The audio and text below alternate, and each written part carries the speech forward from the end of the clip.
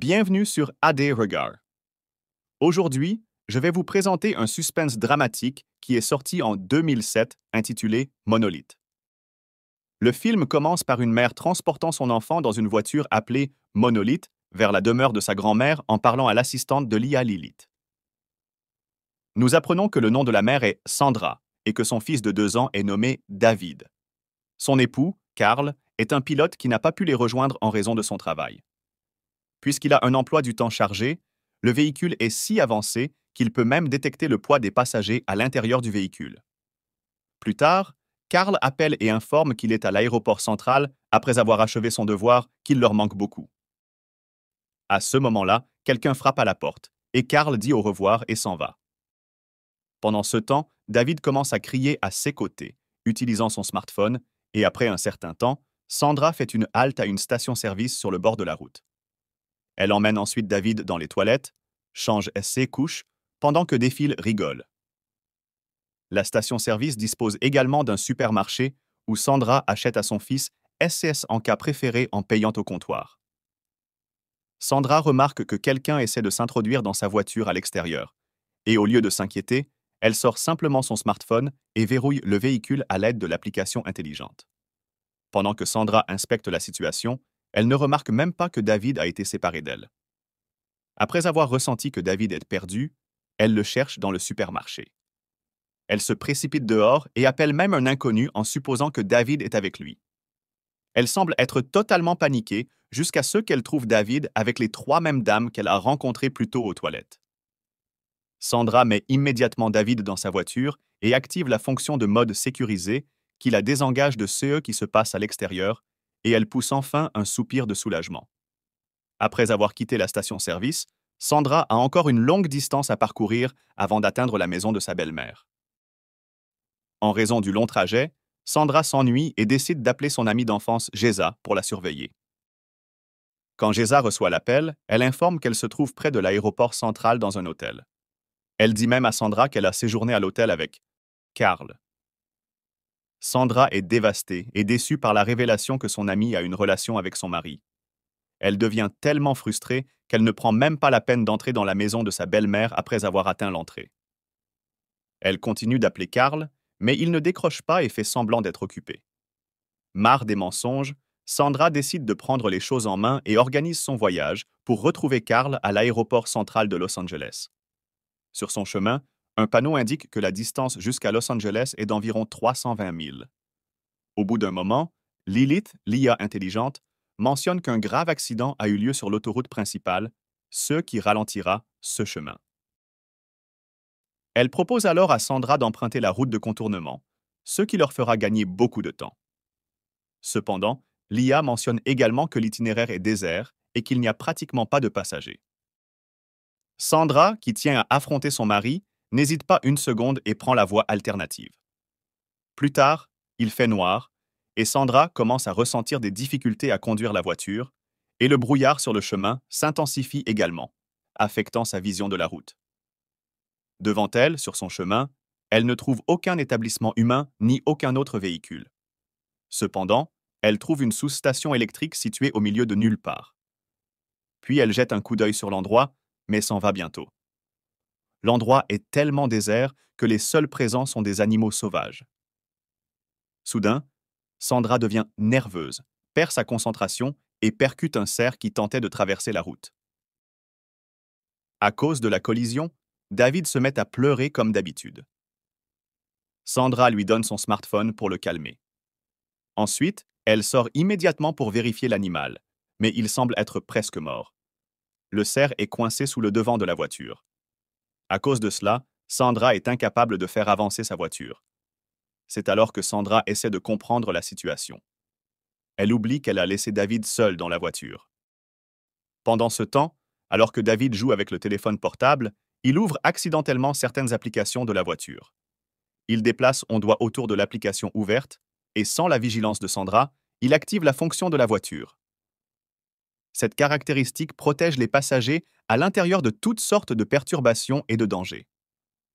Puis Sandra vérifie la gravité de la situation et fait de son mieux pour ouvrir la porte, mais il est déjà trop tard. Alors que Sandra est enfermée à l'extérieur de la voiture, Elle fait de son mieux pour que David, qui a 2 ans, désactive le mode coffre-fort, mais en vain. Ce petit garçon ne comprend même pas un mot et continue simplement à jouer avec le téléphone. Plus tard, Sandra est paniquée. Elle se met à crier, chose qui effraie les petits. Soudain, il commence à sursauter, laissant tomber le smartphone sous son siège.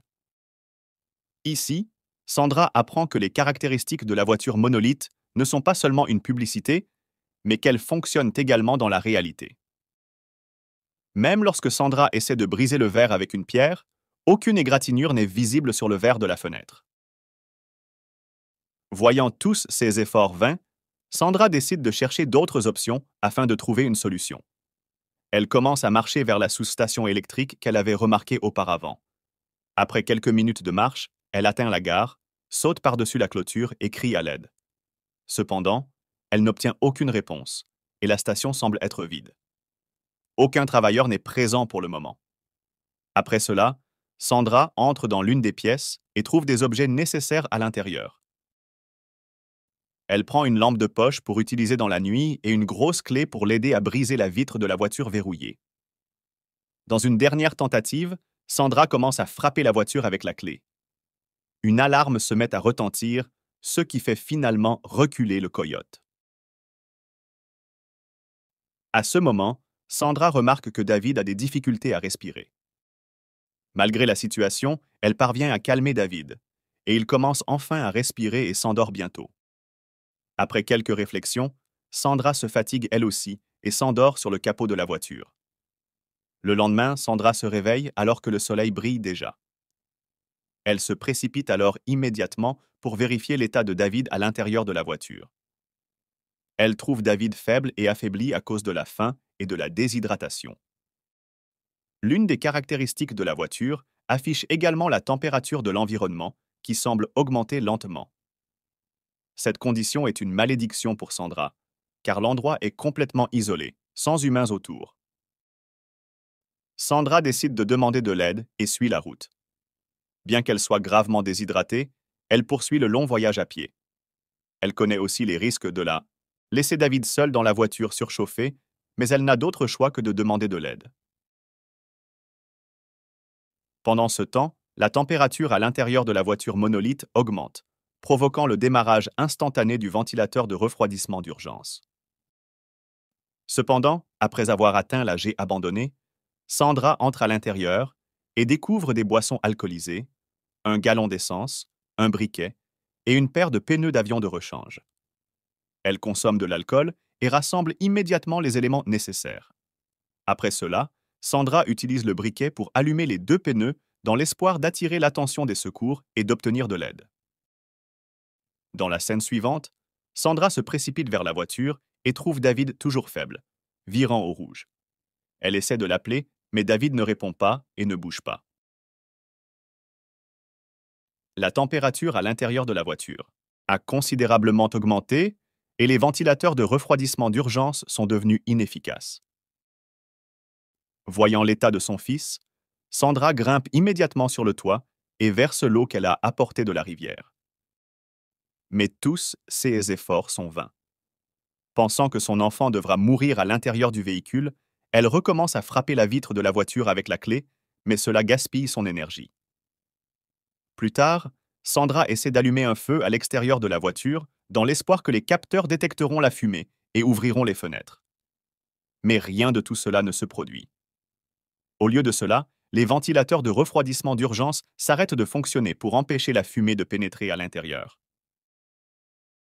Fatiguée, Sandra tombe au sol. Pour aggraver la situation, le coyote de la nuit dernière apparaît à nouveau devant elle. Sandra décide de se cacher et tente de grimper sur le toit de la voiture. Comme la température de la voiture est extrêmement élevée, elle ne peut pas y rester et glisse plutôt sous la voiture. Là, le coyote se mord la jambe et c'est alors que Sandra se rend compte que c'est le cerf que le coyote recherchait. Dès que le coyote le serre, la voiture commence à reculer et le cerf était la raison qui maintenait la voiture dans la position. Sandra sort immédiatement de dessous de la voiture et essaie de l'empêcher de reculer. Malgré tous ses efforts, la voiture continue à reculer, se rapprochant d'une chute certaine. Cependant, un petit morceau de roche obstrue la voiture et elle s'arrête finalement. Alors que Sandra regarde de la falaise, elle se souvient du dessin animé qu'elle a vu plus tôt à la station-service, où le diamant a été obtenu après que le coffre-fort a été brisé. Elle pense alors à pousser la voiture vers le bas pour déverrouiller les portes. Sandra est bien consciente du fait que ces plans pourraient avoir des conséquences, mais elle n'a pas d'autre choix et décide d'y aller. Elle attrape la clé et commence à casser le rocher qui obstruait le pneu. Après avoir réussi à retirer le rocher, Sandra pousse délibérément la voiture vers le bas de la falaise, avec David toujours à l'intérieur. Lorsque la voiture est lancée dans les airs, Sandra comprend comment ça fonctionne et réalise immédiatement que la voiture tombe d'une hauteur. Les caractéristiques de la voiture se mettent au travail et modifient son équilibre, étudiant la pression gravitationnelle pour tomber debout sans causer de malaise à vide. Comme la voiture a été conçue pour désactiver le mode coffre lors d'un accident pour laisser entrer les sauveteurs, les portes s'ouvrent enfin. Dès que la voiture heurte le sol, Sandra descend la falaise et s'approche de la voiture. Malgré la chute dévastatrice, la voiture semble comme si quelqu'un venait de la placer.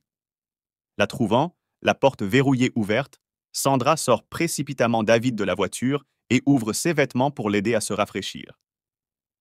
Voyant le faible état de santé de David, Sandra se résout à quitter les lieux au plus vite. Avant que Sandra ne monte dans la voiture pour conduire, tout le système redémarre, et avec l'aide de Lilith, Sandra met la voiture en mode tout-terrain extrême. Elle commence à escalader la falaise. La voiture semble être faite pour des conditions très extrêmes et franchit facilement la falaise abrupte. Miraculeusement, Sandra atteint le tout-terrain qu'elle a choisi et se dirige vers l'hôpital. Dans la dernière scène du film, on voit Sandra et David arriver à l'hôpital. David est placé sur le lit d'hôpital à côté de Sandra et est connecté à plusieurs tubes. Sandra semble inquiète pour David jusqu'à ce qu'il ouvre les yeux et l'appelle maman pour la première fois. Le film se termine ici. On espère que vous avez passé un bon moment et si vous avez aimé ce film, n'oubliez pas de vous abonner à notre chaîne pour voir plus de vidéos comme celle-ci. Activez les notifications et laissez un like pour aider la chaîne. Merci d'avoir regardé cette vidéo.